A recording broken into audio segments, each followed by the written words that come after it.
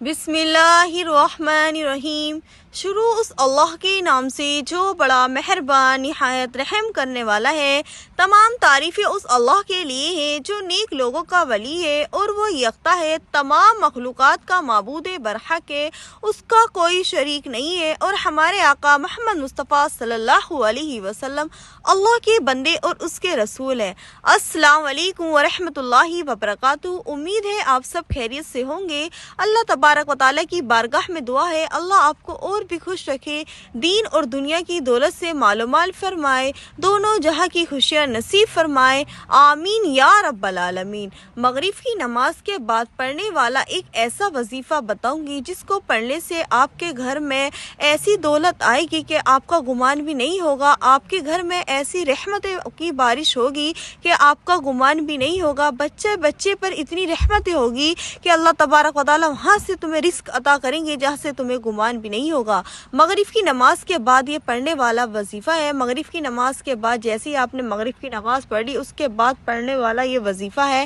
مغرب اور عشاء کے درمیان اس وظیفے کو کر لیں، انشاءاللہ ایسا وظیفہ ہے آج تک آپ نے جو بھی وظیفہ کرا ہوگا آپ کے من میں یہ خیال ہو کہ میں اتنے وظیفے کرتی ہوں یا کرتا ہوں مگر کوئی فائدہ نہیں ہوتا، اس وظیفے کو کر کے دیکھنا، انشاءاللہ ایسا فائدہ ہوگا، ایسا فائدہ ہوگا۔ مگر اللہ تبارک و تعالیٰ کی ذات پر پختہ بھروسہ رکھنا یہ آپ کو ضروری ہے۔ دل میں خیال یہ نہیں ہونا چاہیے کہ میں کر رہی ہوں یا کر رہا ہوں فائدہ ہوگا یا نہیں۔ آپ جیسے ہی کرنے بیٹھے تو آپ کے دل میں یہ پختہ ارادہ ہو کہ میں جو کر رہی ہوں اللہ تیری رضا کے لیے کر رہا ہوں یا کر رہی ہوں، تو ہی اس کا اجر دینے والا ہے، تو ہی میری پریشانی کو دور کرنے والا ہے، تو ہی پریشانی دینے والا ہے، تو ہی لینے والا ہے۔ جو میں کر رہی ہوں اللہ تبارک و تعالیٰ تو میری اس پریشانی کو دور کر دے۔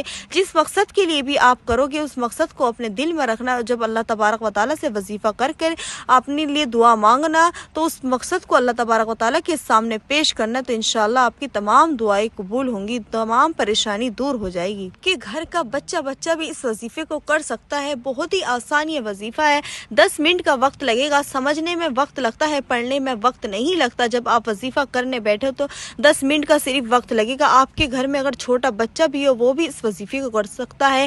ایک ہی دن کا یہ وظیفہ ہے، مغرب کی نماز کے بعد ایک ہی دن آپ کو اس وظیفے کو کرنا ہے، تو انشاءاللہ آپ کے گھر میں ایسی رحمتیں ہوں گی، ایسی اللہ تبارک و تعالیٰ آپ کے اوپر رحمتوں کی برکت کرے گا تو آپ کو گمان بھی نہیں ہوگا۔ جب آپ مغرب کے بعد یہ وظیفہ کرو گے تو اللہ تبارک و تعالیٰ کی رحمت اتنی جوش میں آئے گی، اللہ تبارک و تعالیٰ فرمائے گا یہ کون بندہ ہے جو مجھے ایسے پکار رہا ہے۔ اللہ تبارک و تعالیٰ فرشتوں سے کہے گا کہ یہ کون بندہ ہے کہ جو مجھے ایسے پکار رہا ہے۔ اللہ تبارک و تعالیٰ کی رحمت اتنی جوش میں آئے گی، اتنی جوش میں آئے گی، اللہ تبارک و تعالیٰ فرشتوں سے کہیں گے کہ جاؤ جو اس کی پریشانی ہے دور کر دو، جس مقصد کے لیے پڑھ رہا ہے پڑھ رہی ہے اس کی دور کر دو۔ انشاءاللہ ایسے پختہ ارادے سے کرنا کہ اللہ تبارک و تعالیٰ خود اپنے فرشتوں سے کہے کہ جاؤ اس کی مدد کر دو۔ اللہ کی رحمت ایسی جوش میں آئے، اللہ کو ایسی ہم سے محبت آئے، اپنی رحمت والی کرم والی نگاہ سے دیکھے کہ اللہ تبارک و تعالیٰ ہماری پریشانی کو ایسے دور کر دے کہ ہمیں گمان بھی نہیں ہوگا، ہمیں ایسی جگہ سے رزق عطا کرے گا جہاں سے ہمیں گمان بھی نہیں ہوگا۔ اگر آپ بیماری کے لیے کر رہے ہو، کوئی ایسی بیماری ہے جس سے آپ عاجز آ گئے ہو، ڈاکٹر بھی عاجز آ گئے ہو، تو آپ ایسی بیماری کے لیے کر رہے ہو تو انشاءاللہ آپ کی بیماری بھی دور ہو جائے گی۔ گھر میں بے روزگاری کے لیے کر رہے ہو تو بے روزگاری بھی دور ہو جائے گی۔ گھر میں اور کوئی پریشانی ہو اس کے لیے کر رہے ہو تو وہ بھی دور ہو جائے گی۔ گھر میں فساد جھگڑے لڑائی رہتی ہے اس کے لیے کر رہے ہو تو وہ بھی دور ہو جائے گی۔ جس مقصد کے لیے بھی آپ کرو گے وہی دور ہو جائے گی، مگر یہ ارادہ رکھ کر کرنا، پختہ ارادہ آپ کے من میں ایسا ہونا چاہیے کہ اللہ تیری رضا کے لیے کر رہا ہوں یا کر رہی ہوں، تو ہی اس کا بہترین بدلہ عطا کرنے والا ہے، تو ہی وہ معبود برحق ہے جو سب کچھ کرنے والا ہے۔ جو پریشانی تو نے مجھے عطا کری ہے وہ تو دور بھی کر سکتا ہے۔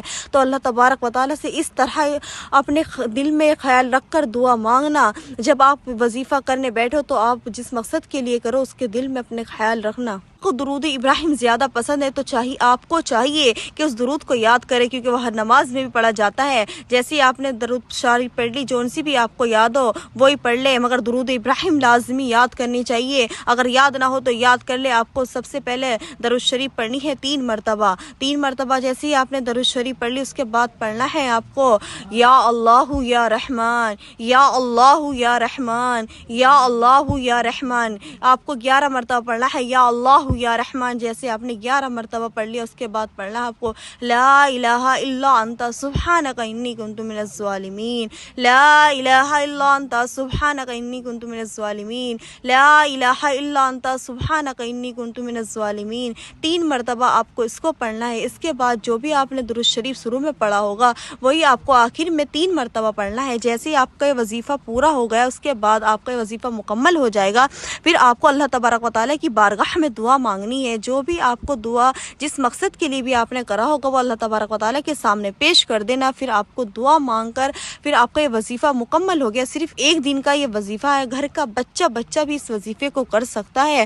گھر کے اگر اس وظیفے کو تم نے کر لیا سچے اور پکے من سے، گھر کا بچہ بھی ایسے ارب پتی بن جائے گا کہ آپ کو گمان بھی نہیں ہوگا۔ آپ کو اللہ تبارک و تعالیٰ ایسی جگہ سے رزق عطا کریں گے جہاں پر آپ کو گمان بھی نہیں ہوگا۔ تو آپ کو چاہیے کہ اس کو سچے اور پکے من سے کریں، انشاءاللہ اللہ تبارک و تعالیٰ بہت سننے والا ہے، بہت دینے والا ہے۔ آپ کوئی بھی جگہ ہو، اگر آپ اپنے گھر سے باہر ہو، ایسا نہیں کہ گھر میں ہو تو اس وظیفے کو کر لو، اگر گھر سے باہر بھی ہو، کوئی دکان ہو، کوئی دفتر ہو، کوئی کارخانہ ہو، کہیں بھی ہو، آپ اس کو مغرب کی نماز کے بعد